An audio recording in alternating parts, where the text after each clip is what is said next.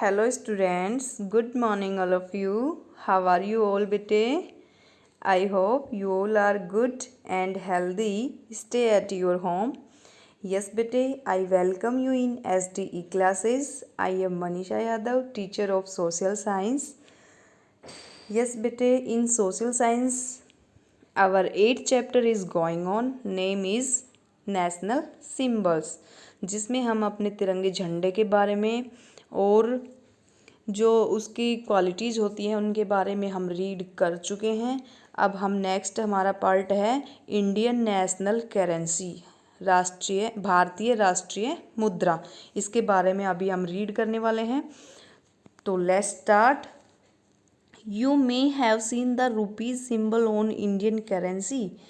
आपने बेटा जो भारतीय मुद्रा है, रुपया है, उनके ऊपर आपने इंडियन करेंसी को देखा होगा।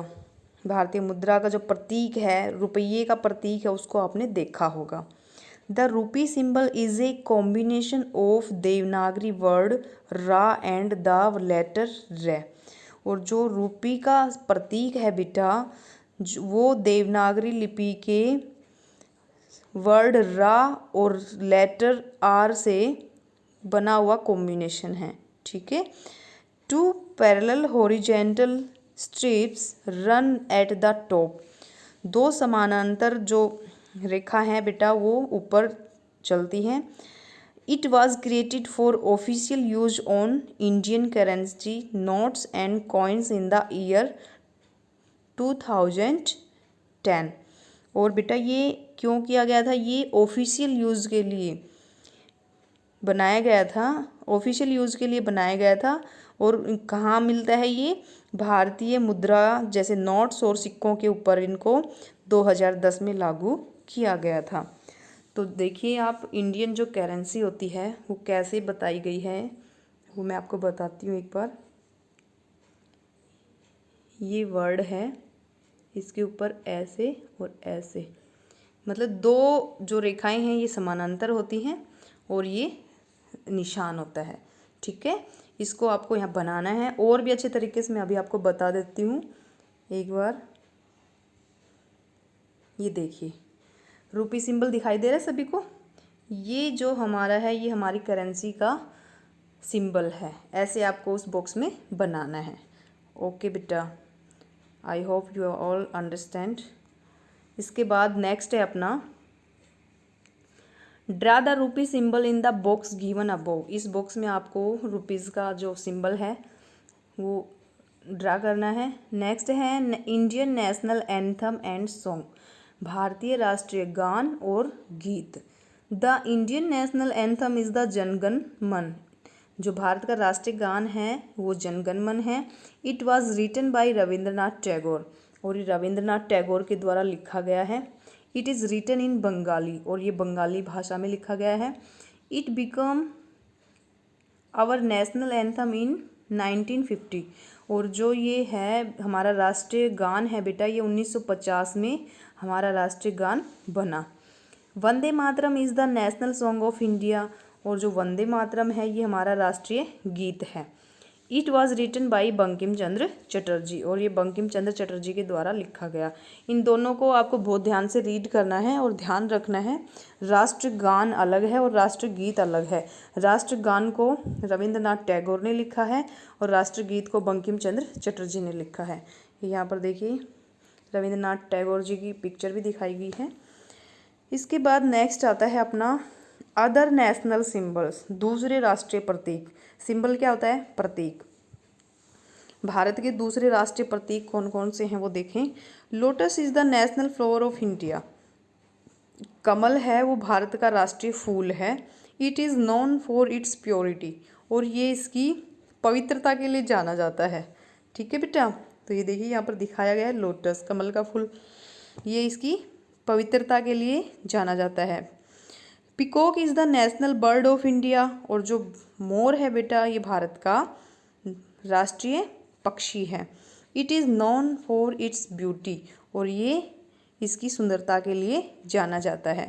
याद रहेगा सभी को। ओके। इसके बाद आता है डिड यू नो, क्या आप आपने जाना? We should sing the national anthem in 52 seconds. जो हमारा राष्ट्रीय गान है बेटा, ये हमें 52 सेकंड में गाना चाहिए। We should always stand at attention, हमें हमेशा सावधान मुद्रा में खड़े होना चाहिए। When the national anthem is being sung, जब राष्ट्रीय गान गाया जा रहा होता है। तो हमें कौन सी पोजीशन में खड़े होना है? हमेशा अटेंशन पोजीशन में। हम चाहे कहीं भी हो, किसी भी जगह पर हो, अगर कहीं पर राष्ट्रगान गाया जा रहा है तो हमें सावधान पोजीशन में खड़े हो जाना है और उसको गाना है। ओके बेटा। इसके बाद आता है अपना our national animal is the tiger. हमारा राष्ट्रीय पशु है वो क्या है? टाइगर है। Tiger signifies strength and bravery. और जो टाइगर है बेटा, ये क्या दर्शाता है? ये शक्ति, ताकत और बहादुरी को दर्शाता है। ठीक है, जैसे जानते हो सभी टाइगर को। यस बेटा। Ganga is the national river of India. और जो गंगा है वो भारत की राष्ट्रीय नदी है। ये सभी राष्ट्रीय प्रतीकों की बात हो रही है। ठीक है, तो it is the longest river of India, ये भारत की सबसे लंबी नदी है। And its banks are among the most fertile regions in the world. और इसके जो किनारे हैं बेटा, ये संसार के सबसे अधिक उपजाऊ क्षेत्र हैं। ठीक है। The national aquatic animal is the river dolphin और द गंगाज रिवर डॉल्फिन। ये कह रहा है कि जो भारत का एक्वेटिक होता है, जलीय, जो भारत का राष्ट्रीय जलीय प्राणी है, जलीय जानवर है, वो क्या है? नदी में जो डॉल्फिन पाई जाती है वो है। गंगा नदी में जो डॉल्फिन पाई जाती है वो क्या है? हमारी aquatic animal, national aquatic animal. There are very few river dolphins. यहाँ पर बहुत कम मात्रा में डॉल्फिन बची हुई हैं।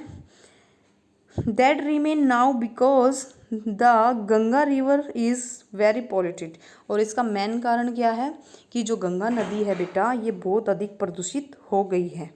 ठीक है, इसलिए यहाँ पर ये जो डॉल्फिन है ये बहुत कम मात्रा में बची हुई है। इसके बाद वर्ड मीनिंग हमने कर ही लिए थे, सभी ने राइट कर लिया अपने अपनी नोटबुक में। प्रोस्पेरिटी क्या होता है? समृद्धि। इम्ब्लेम क्या होता है? चिन्ह, प्रतीक।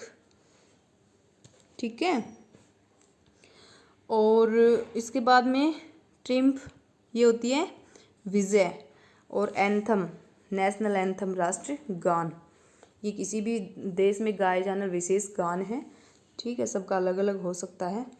इसके बाद let's recall the Indian national flag is known as the Tiranga. अब आपको क्लियर हो ही चुका है कि जो भारत का राष्ट्रीय झंडा है उसको तिरंगे के नाम से जाना जाता है। The national emblem has been adopted from the Ashokan pillar at Sarnath.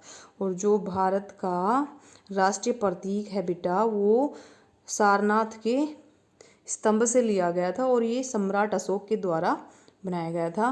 The rupee symbol was created for official use on the Indian currency notes and coins in 2010। और जो भारत का राष्ट्रीय प्रतीक क्या है?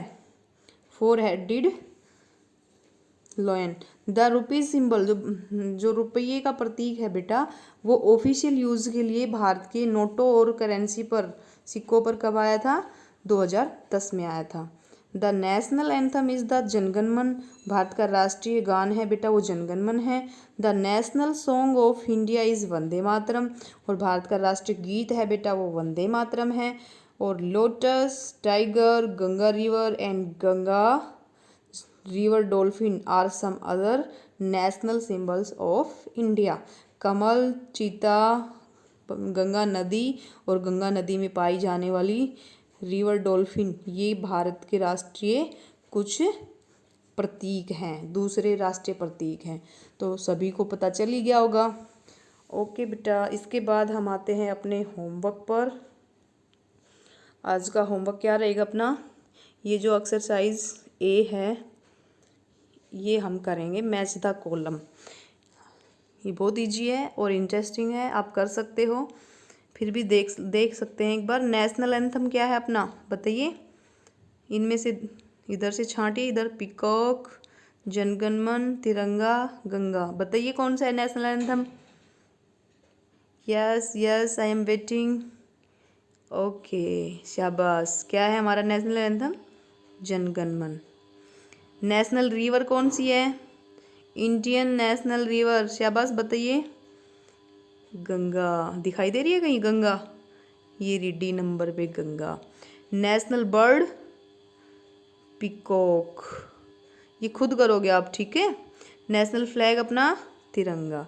तो ये एक्सरसाइज आपको यहाँ पर सोल्व करनी है और साथ में इस पूरे चैप्टर को स्टार्टिंग से लेकर एंड तक अच्छे से आपको रीड करना है। ये आपका आज का होमवर्क है। ओके बेटा।